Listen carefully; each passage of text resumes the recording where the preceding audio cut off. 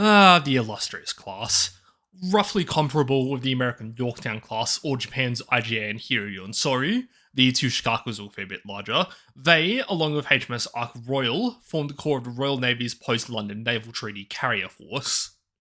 Now, Illustrious and her three sisters, Formidable, Victorious, and Indomitable, were unique amongst the carriers of their era, where American, Japanese, and Italian aircraft carrier designs focused on carrying large air groups for offensive and defensive purposes, and German aircraft carrier designs focused on trying to cosplay as cruisers. The Illustrious class instead elected for a larger anti-aircraft gun suit and much heavier armour to defend themselves against air attack. The comparative sizes of anti-aircraft suits would wax and wane with wartime experience as warships everywhere received massive boosts to their short and medium AA batteries. USS Enterprise is one of the most pressing examples in this category, her AA battery going from 8 5-inch guns, 4 quad 1.1-inch guns, and a couple of dozen 50-cal machine guns when she was commissioned in 1938, to 5 twin and 11 quad 40mm Bofors mounts, plus 12 twin 20mm cannons by 1945. I'm getting sidetracked. Anyway, the Illustrious class were fitted with 6 mounts of octuple pom-poms, plus 16 4.5-inch guns in 8 twin mounts, 2 on each quadrant of the ship. Interestingly, these 4.5-inch mounts were elevated in such a way that they could crossfire over the flight deck, which meant that in practice, an Illustrious could throw out about 200 rounds per minute with 4.5-inch high explosive shells. In other words, quite the flak show.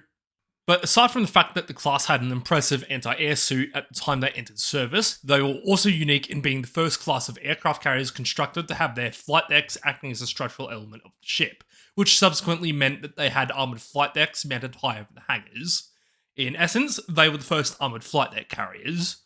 On top of this, the Illustrious class also had more extensive hangar subdivision than her contemporaries. The class had 3 inches of armour on the flight deck between the inner edges of the forward and aft elevators, plus an additional 3 to 4 inches of armour over the magazine and boiler spaces, plus an armoured belt of 4.5 inches over the ship's flanks and hangar sides to ward off errant shellfire from destroyers, cruisers, and the like. Now, the Illustrious's overall armour thickness wasn't too novel. Her belt protection was average for the era, while some Japanese carriers in particular actually had thicker overall waterline belts. Similarly, most other carriers did have some measure of deck armour, especially over the vulnerable magazines, boilers, and other vital spaces deep within the ship. But what made the Illustrious class special was that their deck armour extended up to the flight deck, the very top of the ship, whereas the armour deck of every other carrier was on the hangar deck, lower down. In practical terms, what this meant for the Illustrious class is that since the flight deck was the armoured deck, smaller medium-sized bombs would be rejected and detonate above deck, therefore venting much of the blast into open air. Larger bombs would have their fuses initiated earlier than intended when they punched through the flight deck, and thus would explode in the hangar instead of deeper within the ship. A bomb exploding in the hangar would still be a bad time for the carrier, but in theory, the damage would be contained higher up in the ship, which was a much preferable outcome as opposed to a bomb detonating in the machinery spaces, or god forbid in the magazines. This was as opposed to a more conventionally designed carrier, in which the armour was situated under the flight deck and on the hangar deck. Any bomb that hit the deck would likely penetrate and explode within the hangar or surrounding spaces, which, as has already been mentioned, is not exactly an ideal spot for bombs to go detonating. But if any larger bombs struck any such carrier, they would likely penetrate the hangar deck and explode deep within the ship. Again, this is an especially suboptimal place for a bomb to go off. This armour arrangement would be repeated in the British use case with the 2 vessels of the Implacable class, but it would not be repeated elsewhere until IJN Taiho was commissioned in 1944 with the Japanese Navy, and USS Midway in 1945 with the US Navy.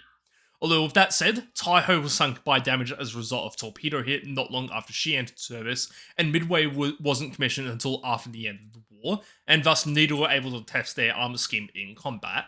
Which means that the only live proof of their armour scheme working is with the 4 Illustrious class and the 2 Implacable class.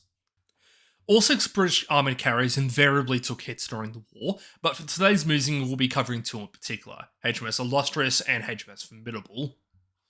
First of all, Illustrious. On the 10th of January 1941, while providing air cover for a series of convoys heading to Malta, she was attacked by 30 Ju-87 Stukas of the Luftwaffe's 10th Air Corps. During this attack, Illustrious was struck by no less than 7 500 kilo or about 1,100 pound bombs, plus an additional 3 near misses in the span of about 10 minutes. Needless to say, this caused significant damage to Illustrious, damn near lighting the ship up from about astern with flame. But in spite of that, her armour arrangement had kept the majority of the damage contained in the hangar and its surroundings, and thus the carrier was able to maintain a speed of 20 knots until she reached harbour for emergency repairs. 7 500 kilo bombs, more than 3 tons worth of metal and explosive filler slamming into the ship, and she survived the engagement to boot. Granted, Illustrious would be out of action for over a year as she underwent repairs in the US, but she survived with 120 dead and another 90 wounded. No other carrier in Illustrious' size class took that much damage in one engagement and survived to tell the tale. As the most pressing example, at the Battle of Midway, 25 SBD Dauntlesses scored 4 hits on Kaga, 18 scored 3 hits on Soryu, and 3 scored 1 hit plus a pair of near misses on Akagi. Individually, these hits all proved to be fatal to the Japanese carrier. Later that same day, Hiryu was additionally hit by 4 bombs which also proved to be fatal. None of these ships were as well protected as Illustrious, and it showed in the damage they took. All 4 carriers were destroyed. And from these vessels, collectively just north of 2,000 sailors had been killed. In a similar vein, on the 19th of March 1945, the Essex-class carrier USS Franklin was struck by a pair of 250 kilo or about 500 pound bombs from a lone D4Y dive bomber. Franklin was crippled, and while she didn't sink as a result of the damage, between 700 to 800 sailors were killed as the result of the attack, and the carrier would be out of action for the rest of the war.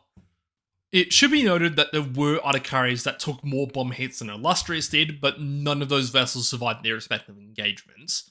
HMS Hermes had been struck by between 40 to 50 500 pound bombs during Operation C, and she sank in short order. IJN Zukaku was struck by 9 bomb hits and 7 torpedoes during the Battle of Cape Nagano, and IJN Shoho was destroyed by 13 bombs during the Battle of the Coral Sea. Ultimately, the point is that no other carrier would have survived the same damage that had been inflicted upon Illustrious in 1941. And now we move swiftly across to HMS Formidable. While supporting forces in the Battle of Okinawa, she was struck by 2 kamikaze aircraft between the 4th and 9th of May 1945. The first impact on the 4th of May was only glancing, with the attacking Zero having disintegrated before impact and its fragments pinging across the deck, but a bomb it had dropped caused modest damage to Formidable's hangar and upper engineering spaces via spalling and shrapnel.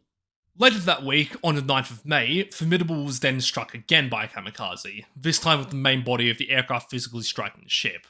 Like the first attack, this made an absolute mess of the aircraft parked up on deck, but the damage had been contained to the flight deck, with a large dent being formed in the flight deck, but with no other permanent damage being inflicted. In both cases, Formidable's armor scheme had largely absorbed the blows, and between both attacks, 9 sailors had been killed with an additional 60 wounded. This is in contrast to the American experiences, such as with the legendary Grey Ghost. USS Enterprise was hit barely a week after Formidable by a kamikaze on the 14th of May while also supporting the Battle of Okinawa. Now, while Enterprise's damage wasn't anywhere near as severe as USS Bunker Hill, which had been hit twice by kamikazes and incurred about 400 killed, the kamikaze had blown through the forward elevator well and exploded, sending the lift flying off into the ocean and damaging a handful of aircraft in the forward hangar. 15 sailors were killed, with another 70 wounded. Enterprise did remain on station for a day or 2 afterwards, but she was pulled off the line to return to the mainland United States for repairs. In short, while the Illustrious-class weren't the most numerous carrier of World War II, nor were they the largest, nor did they have the most aircraft, they were certainly some of the toughest built. USS Enterprise notwithstanding, because let's be honest, the only thing sending her to Davy Jones would be the hubris of her own creators. In any case, that has been a very brief story about the armor protection of the Illustrious-class. Stay frosty, folks, and I'll catch you on the next one.